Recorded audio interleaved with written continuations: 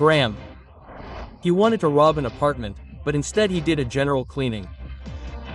The story of a thief who lingered too long at the crime scene. The most ridiculous robberies, what a passion for crime and a love of strong drinks lead to. He forgot the saddle, so the saddle was stolen. The last flight. They boarded the plane in order to never return. They voluntarily gave their lives, but for what? Was the game worth the candle? Japanese kamikaze. Revelation of a suicidal soldier who survived? What was he thinking when he took off? And why do historians believe that these sacrifices were in vain? As soon as the lid closed, everyone understood that there was no way back. The killer chair and the hand of fate. English robbers chopped off the limbs of hanged men for luck, and witches from foggy Albion wove ropes from nightmares. 5 of the most dubious mystical artifacts that millions believe in. Scientists are still arguing about who and what is depicted on it. Where do dreams lead? She dreamed of a happy and large family, dreamed of loving and being loved, but instead she found herself in the dock. The shocking story of a killer with ice cream. What went wrong in the respectable Holtz family? And what does cold dessert have to do with it? Watch right now only for viewers not on RNTV.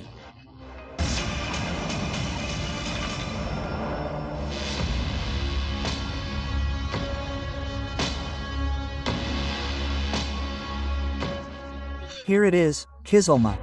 Everyone wants to look at it. This is a technical exhibition in Samsun. Here, Turkish aircraft engineers presented their new development. Kizilma, or Red Apple in Russian. The world's first supersonic unmanned fighter with SEL technology. Kizilma can carry 1.5 tons of guided bombs and cruise missiles at a speed of 700 kilometers per hour. All services, get ready. Engine ready.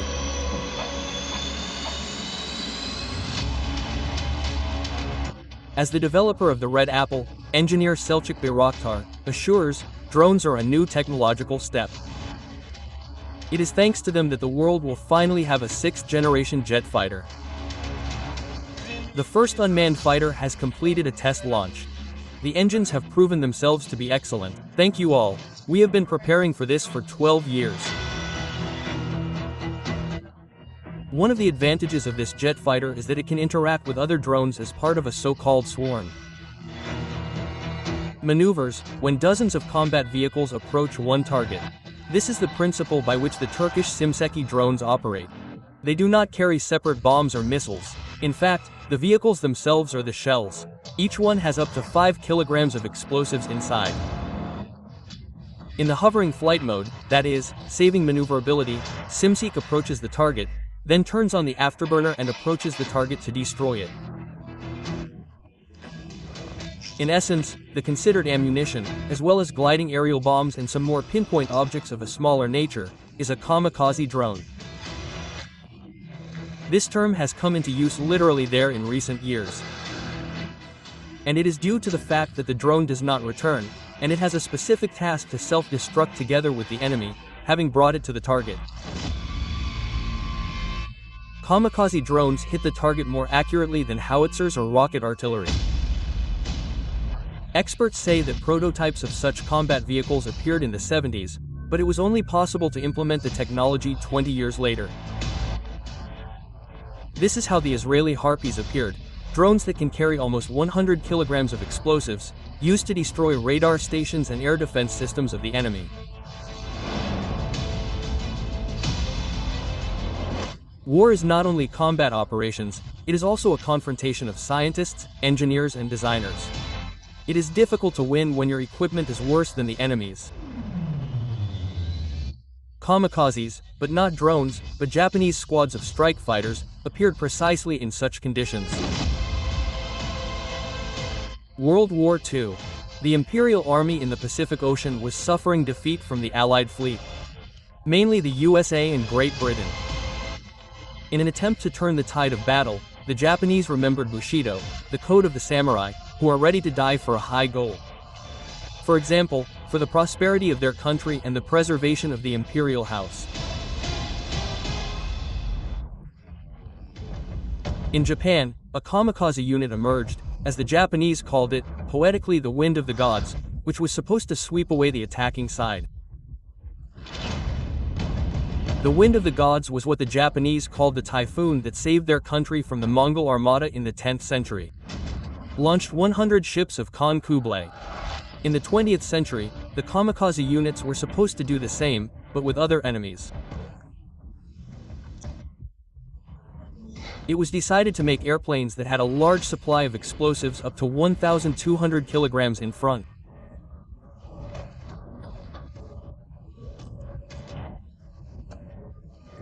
This airplane projectile itself was made of wood, and there was a place in the middle for the kamikaze pilots. The father of kamikaze is called the commander of the 1st Air Fleet of Japan, Vice Admiral Takehira Inishi. Under his leadership, the first strike squads of pilots were formed from devoted, or rather fanatical pilots. Setting off on their first and last combat flight, these warriors often took with them a sword for harakiri, ritual suicide. However, they simply did not have time to use it. Kamikaze's heads were decorated with bandages with a red circle, the rising sun as a symbol of determination. Before death, they shouted "Banzai."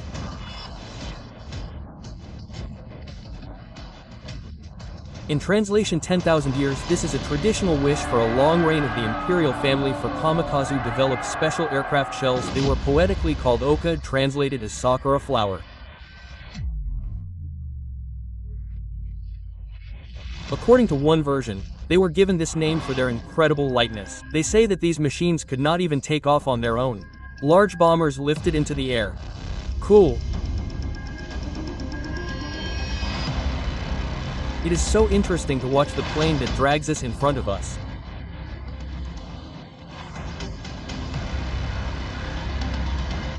At an altitude of about 10,000 meters, the glider separated from the carrier aircraft. So, I see that our speed is 130 kilometers per hour. And how much we have risen, I do not know yet. 200 meters. Where is this altimeter? Yes, we have already risen 200 meters.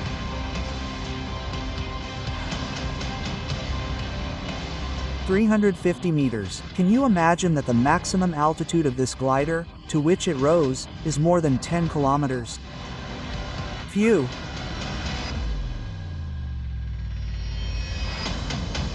Having fixed the target, Kamikaze turned on the jet engine. The plane turned into a rocket. Only in very rare cases did the pilots return from their missions, only when something broke or did not go according to plan. We did not feel anything, no emotions. Death was just our duty and obligation. As soon as the cover closed, everyone understood that there was no way back. But in my case, the mechanism did not work. I was unable to separate from the carrier aircraft and return to base. Hisao Harima joined the kamikaze squadron towards the end of World War II. After an unsuccessful mission, he asked for new assignments, but he didn't make it. The atomic explosions in Hiroshima and Nagasaki thundered, and then the Emperor of Japan announced the surrender. I remember listening to it on the radio. Someone started crying. We did everything to win the war, but nothing worked. Many modern military historians believe that the sacrifices of the kamikaze pilots were in vain. They could not change the course of the war. To sink an aircraft carrier or other large ship, at least 2 accurate hits were required. But the disposable aircraft were too slow. Most often, they were shot down. Not a single aircraft carrier, not a single first-rank ship was sunk by the kamikaze. They could only destroy the Ismans, and those that were far from the theater of combat. And it turned out that these kamikazes, they practically died without performing any tasks. There were very, very few successful combat leaders. Kaiden torpedoes were not very effective. These are steel capsules. Small submarines filled with explosives. They were also controlled by kamikazes. The first Kaiden torpedo attack took place in November 1944 against the U.S. Navy. 3 submarines and 12 Kaiden torpedoes participated.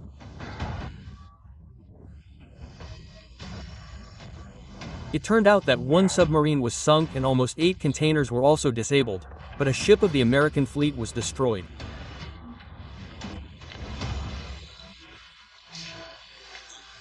And immediately it was reported to the emperor that it was a successful attack with the help of Kaden. The Japanese were unable to repeat the successful attack. There was no navigation system in Kaden, but even if the torpedo did not explode, the kamikaze sitting in it still died. Locked inside, he could only wait for the oxygen to run out.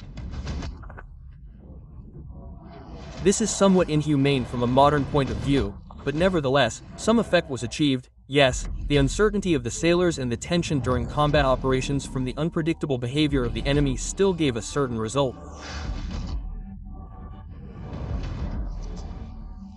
But the effect and insufficient debugging of technical means did not allow this weapon to be used most effectively, so, well, in the end, it was abandoned for the most part. During World War II, the Japanese trained almost 4,000 kamikazes. Of these, according to official sources, 1,036 people died. Before leaving for their last mission, each of them was sure to write a letter to their loved ones. All of these messages are now kept in the Kamikaze Museum. It was opened on the site of the former Air Force Base. There are exactly 1.36 notes, as well as photographs and personal belongings of people who went to their deaths voluntarily because they believed it was necessary.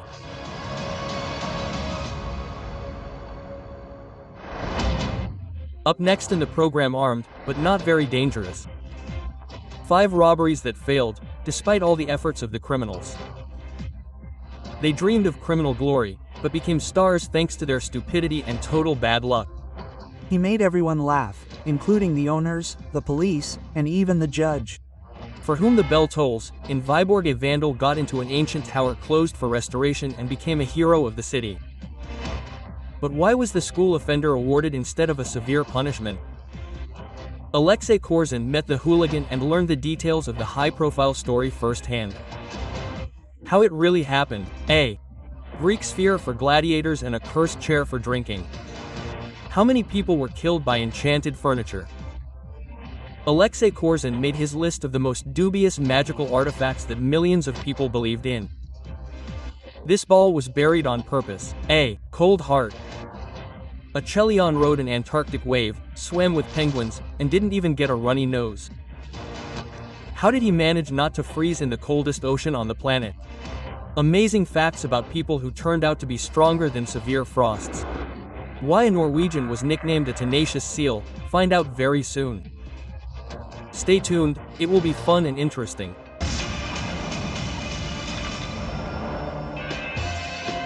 Do you know how to determine that you are in Italy? Very easy. By the bike rack. Here, all the bicycles are fastened with several chains and locks. Each of them is about the size of my fist. But this does not mean anything. This bicycle has a very complex chain. It goes through one wheel, through a gear, through another wheel. Everything, it would seem, is fastened. But no, he forgot the saddle. The saddle was stolen. Robbers, burglars, and pickpockets. Forensic experts divide robbers into specializations depending on the method and place of the crime. But the presenter of the Research Institute of RNTV, Sergei Dolia, singled out a new group of unsuccessful thieves and even compiled his own rating of the stupidest and most absurd robberies. The chart opens with a robber from the English county of Oxfordshire. 29-year-old James Alla decided to rob a grocery store. Fighting spirit, a balaclava to hide his face, and a gun. It seemed that the thief had thought everything through to the smallest detail, if not for one thing. The criminal bought his weapon in a toy store. As a result, in just a few minutes, Alan turned from a robber into a victim. He was detained by the owner of the store. The owner managed to close the door. He was locked in. Moreover, he, panicked. He took off his balaclava, which he immediately managed. Later, this was irrefutable evidence, to turn over a shelf with drinks, which were then presented to him as damages. And he tried to break the glass front door, but it did not work. As it turned out, this was not the first robbery on James's account. A week before, he had already tried to rob the same store, but failed and managed to escape. This time, his confused face was captured on CCTV cameras, so he couldn't get away with it. The court ordered him not only to compensate the owner for the damages for the broken bottles, but also sentenced him to prison. He was actually prosecuted not even for the robbery itself, but for possession of a weapon or its imitation. 3 years for an article on possession of a weapon or imitation weapon, using a toy gun that James had during the robbery of a store. These are still the talents of geotheism.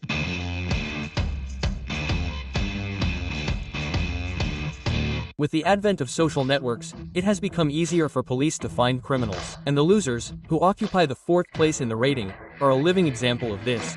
2 swindlers robbed slot machines. Everything was going well until they decided to take a selfie as a keepsake during one of the robberies. This was not enough for them, so the pleased with themselves thieves posted a photo online. Law enforcement officers quickly identified them from it. We found the criminals during a routine inspection of a car on the road. In their trunk, the police found 3,000 pounds in cash, a screwdriver and balaclavas. And their selfies became irrefutable evidence of their guilt. The Vereshki were given 6 months each. And I think they got off easy. The honorary bronze goes to the Welsh carousers. 2 Englishmen went on holiday to Australia. Having gone wild, they overdid it with alcohol and visited a local water park. There, the Brits took a liking to a penguin named Dirk and decided to drag him back to their hotel. My clients are only 20 years old. They were drunk at the amusement park, practically in a state of affect. When they woke up the next day in their rented room and saw a penguin in it, they tried to take care of the animal. They fed it and put it in the shower. The park rangers discovered the loss the next morning. They also saw someone scaring the sharks with a fire extinguisher and swimming in a dolphin pool. The troublemakers were found trying to release a penguin into one of the city's rivers. Locals immediately called the police and soon the tourists appeared in court.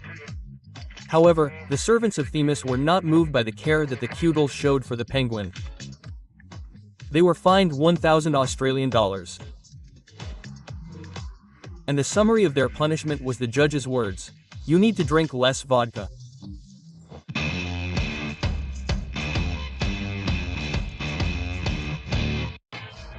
Covering up your tracks would seem to be the first rule of any criminal.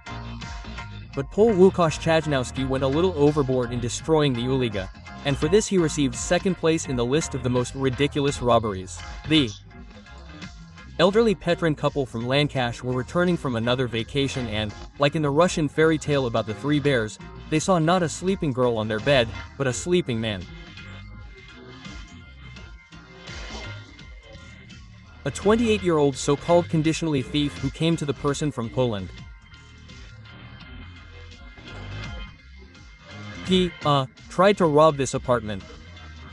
Chajnowski told the police. When he broke into the apartment, he immediately realized that the owners had left for a long time, which meant there was no need to hurry. At first, he only wanted to destroy the traces of his stay, but he got so carried away that he did a general cleaning, washed the clothes, washed the dishes and even bought groceries.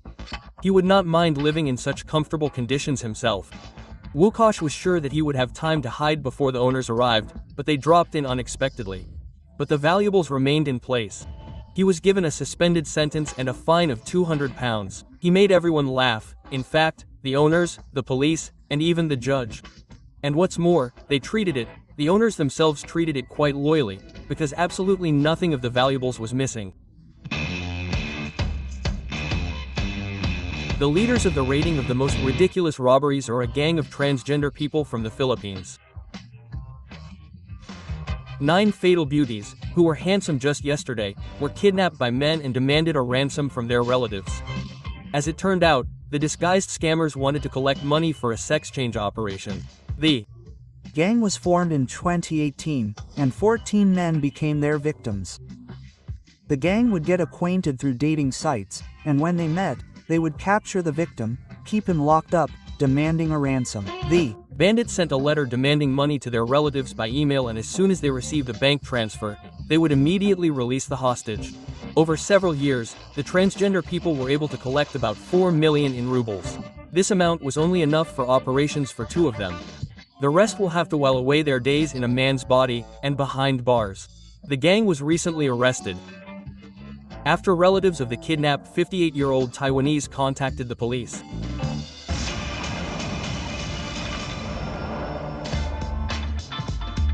Vandal fixed the clock on the historical monument. A few years ago, all the newspapers of the Leningrad region were full of such headlines. An ordinary schoolboy, Ivan Parshin, for fun, made his way onto a monument closed for restoration and started the old clock. The tower was built a long time ago, so the entrance is very low. Be careful if you are taller than 175 centimeters, you can easily hit your head. The Viborg Tower is one of the symbols of the ancient city. It was built in 1494. At first, it was the bell tower of the cathedral, and after its destruction, a clock was installed here. Thanks to the resourceful schoolboy, it worked again. A wooden staircase leads to the top of the tower. It seems that it is the same age as the tower itself. The steps creak, and the railings are a little wobbly. The tower is about 30 meters high. And along the way, you can see such three-dimensional drawings.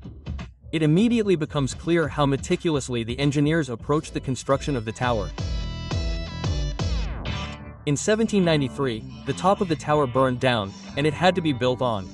At the same time, the first bell made in Sweden was replaced with a Russian one, a gift from Empress Catherine the Great herself. It still stands here and rings every hour. This is also thanks to the same Ivan, because now he is an official employee of the museum. Who? Well, I got to the very top of the clock mechanism of the tower. And this is Ivan, the man who started this clock. Ivan, please tell me what happened to the clock, because I know there are a lot of legends about this mechanism. How did it really happen? After the tower was mothballed, it stood in a neglected state for some time. No one climbed up here. In particular, the watchmaker Yuri Vedomin stopped climbing up here and the clock stood for some time. Then my friends and I climbed up here, looked, basically, it was in working order, started it and the clock started. Well, then this story was promoted in the media, the museum found out, invited her to work. The most amazing thing is that Ivan climbed the tower illegally for the first time. I was just returning from school in the evening and decided to sneak into a closed building through the scaffolding. Together with a friend, they got to the mechanism without any obstacles. And although by law their act is equated to vandalism, the first thing the offenders did was decide to save the ancient relic. Initially, we were just curious to see what was here. Well, it turns out that everything was open, access to the mechanism was open, unlimited access. And then I decided to put a lock on the door to restrict access, so that no one could climb up here at all. And then the idea came to mind to wind the clock. Having familiarized myself with the literature on the internet, this worked out. Now Ivan climbs to the top of the tower every week to check the serviceability of the mechanism and restart it. Well, initially I look at the cables, whether they are wound on the reel or not. If they are not wound, then you need to wind them so that the winding will last for a week. Then I look at the lubricant, whether it is present or not. I wipe the clock from dust. Well, once an hour I look at the time, check the hands. And now I am on the observation deck of the clock tower. It offers a truly stunning view of the city.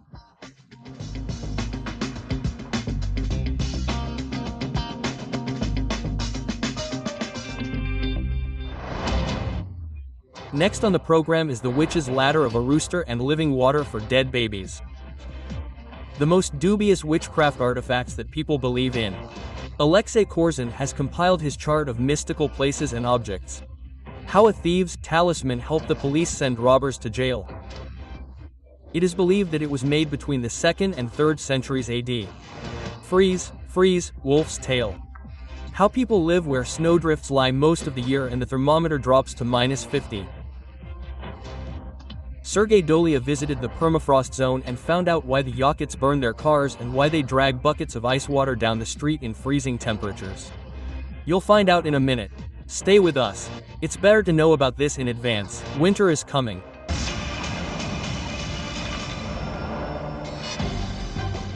Witchcraft does not exist. The evil eye and damage can harm, and amulets and talismans protect. According to sociologists, every third resident of our country believes in this. In ancient times, people explained everything they could not understand with magic, and today, fans of esotericism hope for the help of higher powers and express good luck, success, and love. Alexei Korzun has compiled his rating of the most mysterious artifacts that are revered and feared by millions of people. The chart is opened by the so-called magical sphere of Helios. A 300-kilogram ball made of a single piece of marble attracts magic lovers from all over the world to Greece. This marble ball was found in 1866 in the ruins of the Theatre of Dionysus. It is believed that it was made between the 2nd century AD. The Theatre of Dionysus was located at the foot of the famous Acropolis in Athens. At the dawn of our era, about 18 centuries ago, bloody performances were held here. Gladiators fought to the death with each other and wild animals. The Helios sphere decorated the bloody arena, but some historians are sure that the artifact was not just part of the interior. Researchers believe that this marble sphere, covered with strange symbols, was used in ancient Greek magical rituals. More than other mystics, the mysterious image of a man is of interest. From his head, either horns or rays diverge in different directions. The ancient Greeks decorated the goddess Hecate with exactly the same spikes. She was considered the patroness of magic and witchcraft. Scientists are still arguing about who and what is depicted on it. Some believe that it is the sun god Helios, others that it is the ancient Greek goddess Hecate. But I like the version of the researcher Delato the most, who suggested that this ball was buried specifically to bring good luck in sports competitions. Belgian Armand Delato racked his brains over deciphering the symbols on the sphere for several years. As a result, he drew a parallel between the Greek images and the texts of medieval alchemists. Now I am sure that the signs on the ball mean the fusion of the elements and magic. But how exactly the magic artifact worked and which of the fighters it brought luck to and which defeat to is still unclear.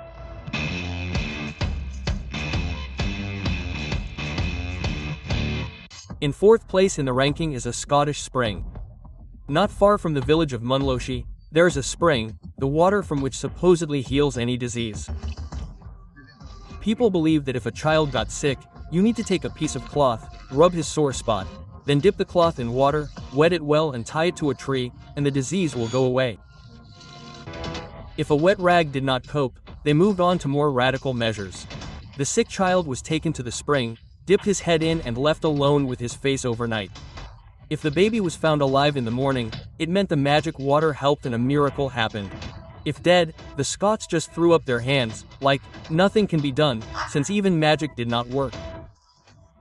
All the legends associated with this well, oddly enough, had some basis to a certain extent, because some children actually recovered, but it's not even about the children.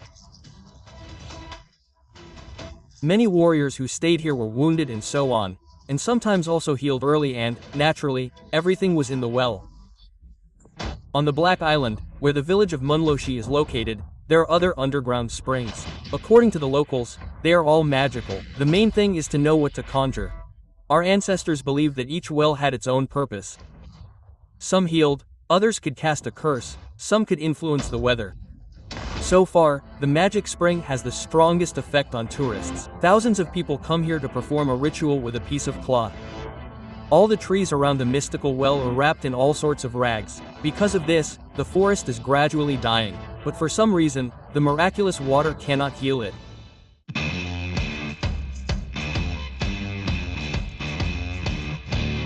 Witch's Ladder, which is associated with a mysterious and intricate story. Alexei Korzun gave the 3rd line. The excitement around this magical object began at the end of the 19th century. Then in one small English village they demolished an old house. In its attic, workers found a secret room without a door. In the room they found 6 broken brooms and a strange rope, into which roosters and feathers were woven. It was called the Witch's Ladder.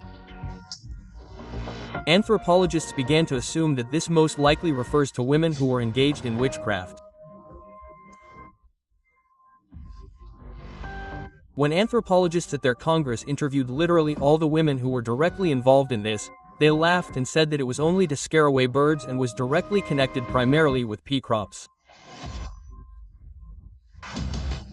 But British scientists Edward Tyler and Sabine Baringold were not satisfied with this version. They said that witches simply fool people and do not want to reveal their secrets. But you can't fool them. They allegedly learned all the secrets of the magical artifact and even wrote a book about it.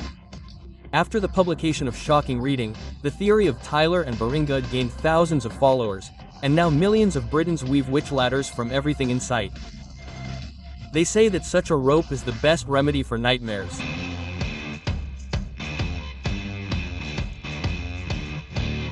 In Yorkshire, in the Whitby Museum, among the tools of the Stone Age, stuffed birds and animals, the so-called Hand of Glory is kept. The magical object is nothing more than a severed human limb.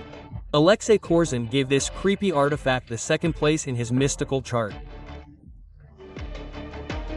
The 20s of the last century there was a found hand, most likely of a criminal, hanged or executed.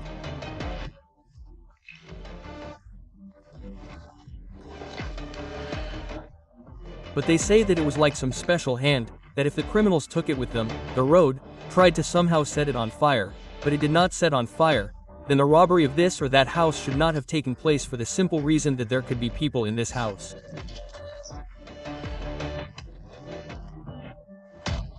They say that in England, many aspiring criminals first tried to get their hand in fame.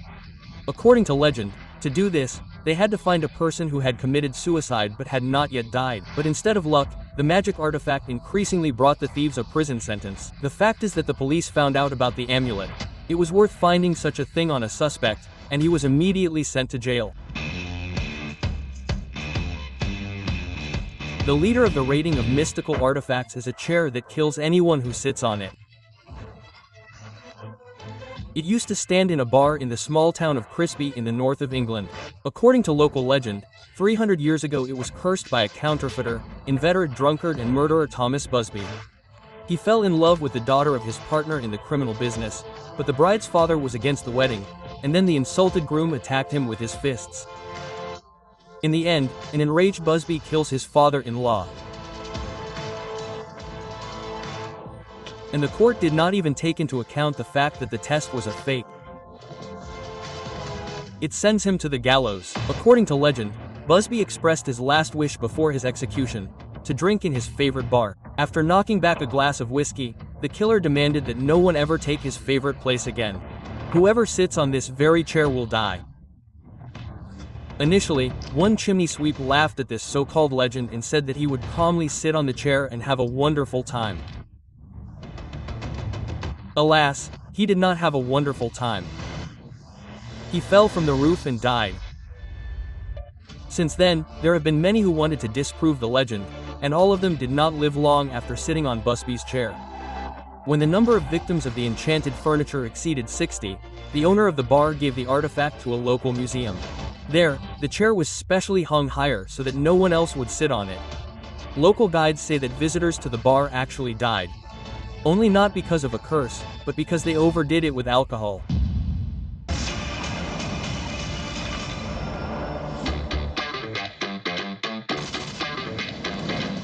Today we are surfing in Antarctica, for the first time in history, 60 degrees below zero in water whose temperature does not rise above 0 Celsius.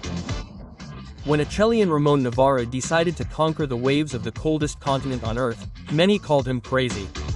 It was very dangerous. Please do not repeat this, especially alone. The price of a mistake will be your life. Do you know what hypothermia is? Well, in other words, it is hypothermia. This is a condition when a person's temperature drops below 35 degrees. And if it drops another 10 degrees, that's it. Breathing stops, the heart stops, and the person dies of hypothermia.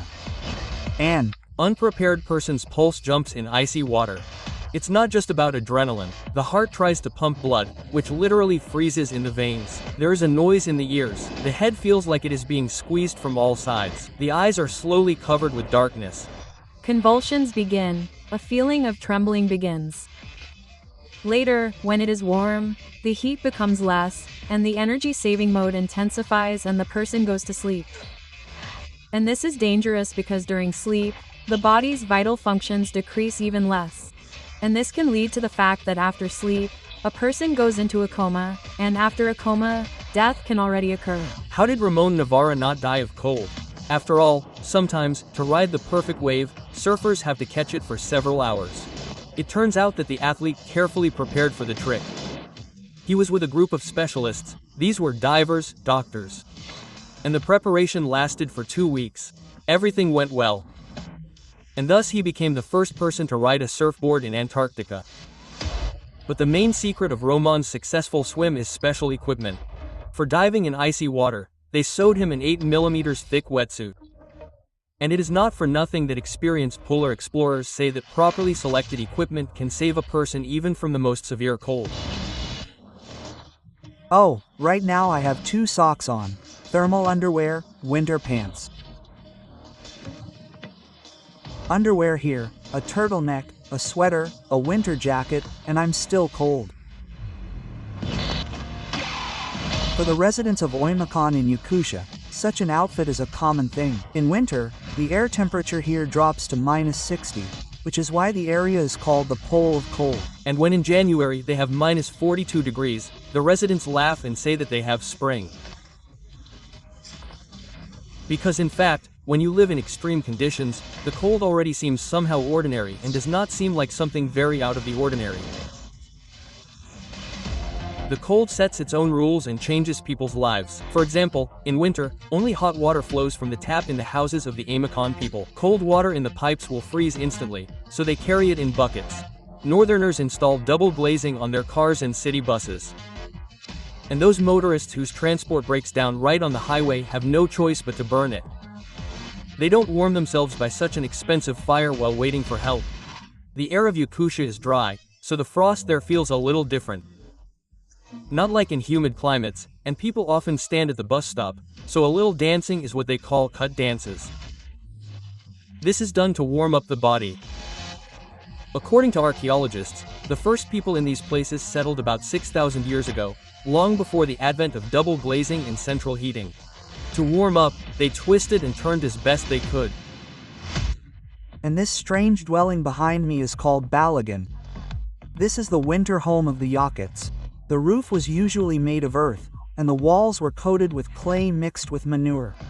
Ice plates were inserted instead of glass.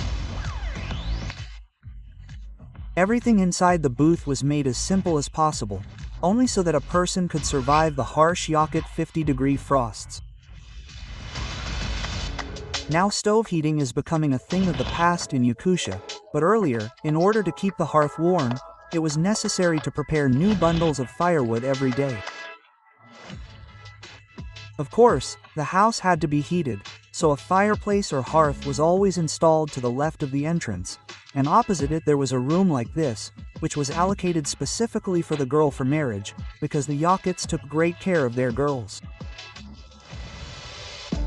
In order not to freeze, future brides dressed in costumes made of natural makasi, sable and silver fox leather. Warm clothes were decorated with beads, swayed in gold embroidery, and, most importantly, they learned to cook a national dish. The Yakuts believe that a hearty dinner warms you up no worse than a fur coat. We, our dear guests, greet you with salamat. This is a very high-calorie food. We make salamat when guests arrive, when we have children, when we have a housewarming party, which is traditional Yakut.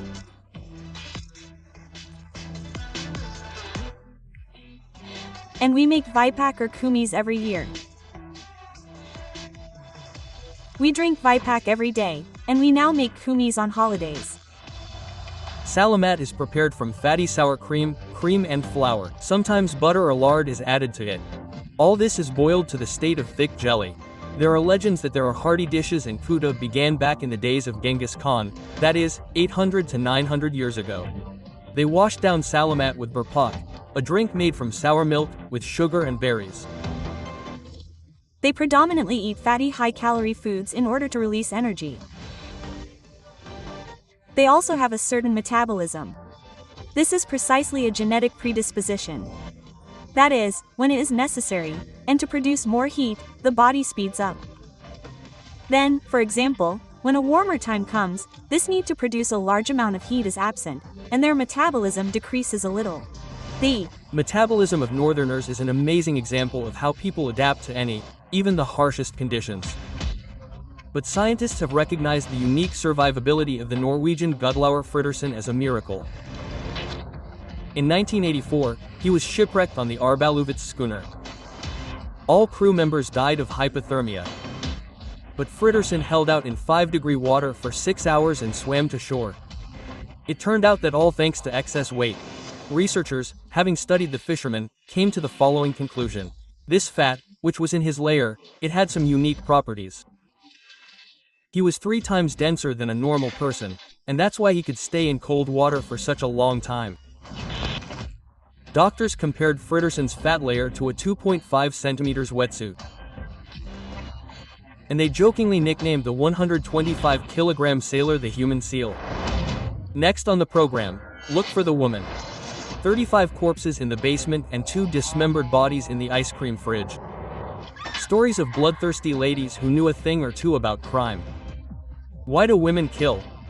And how did it happen that the whole neighborhood pitied a ruthless maniac for years? We'll show you in a minute.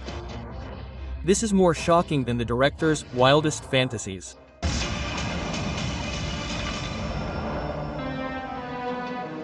Freddy. This room contains the most bloodthirsty, most terrible monsters that Hollywood directors could ever come up with. But real life is not a movie. In real life, maniacs are much scarier. And many of them are women. Women don't kill. Detectives have had no doubt about that for centuries. And doctors from different countries insisted that women were too gentle creatures to send a living person to the next world in cold blood. If only they could guess how wrong they were about the bloodthirstiness of the fair sex. In ancient times, no one doubted the treachery of women. The myth of the weakness of girls and older ladies appeared in the times of real gentlemen and true ladies.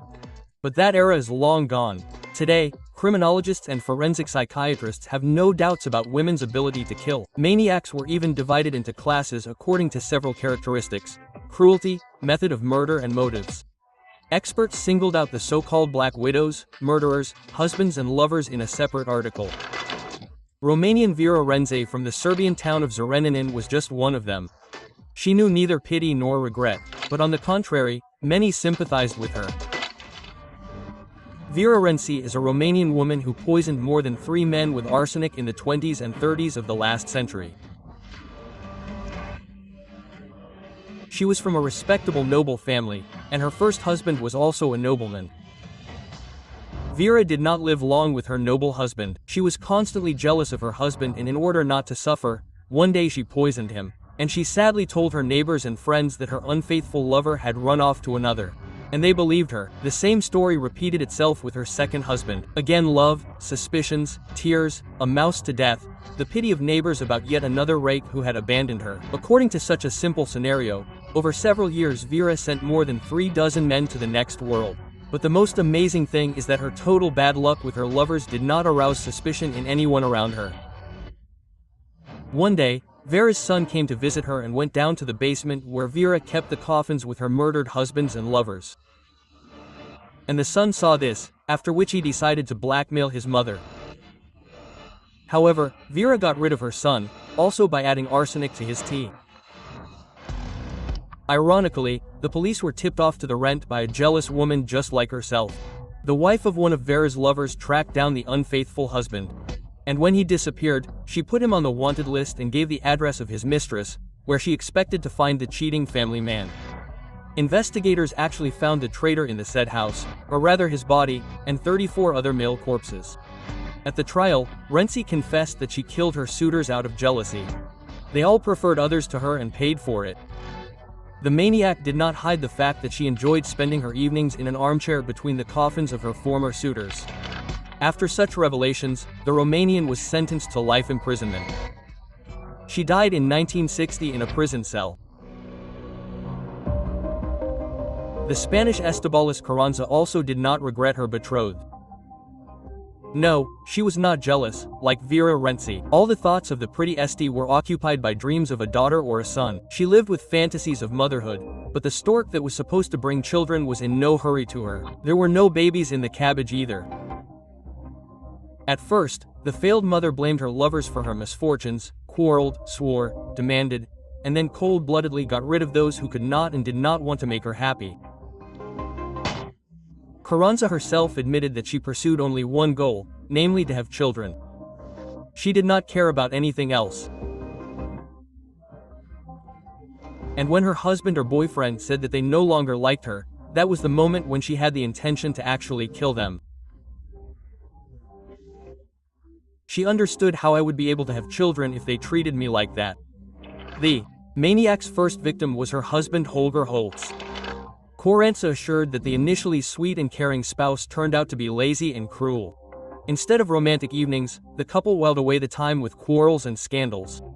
As a result, Estibaliz decided to break the vicious circle and sent her husband to the next world. During one of the quarrels, Estibaliz shot him in the back of the head. To hide the traces of the crime, she dismembered the body with a saw and hid it in the refrigerator, and then filled the remains with concrete. This happened in 2008. 2 years later, she did the same to her boyfriend. And the killer cold-bloodedly cut up the bodies and hid them in refrigerators with ice cream. Estibaliz had a small business. She sold sweets.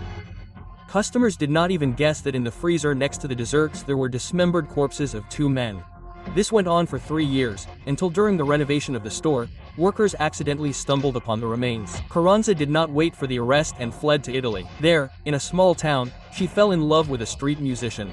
Esti's dreams finally began to come true, but at the most inopportune moment she was arrested and sent to prison. At the trial, Estibaliz learned that she was pregnant. She gave birth to the musician's child, and as a result, she married him. Thus, she did what she wanted, but albeit in a monstrous way and with so many victims.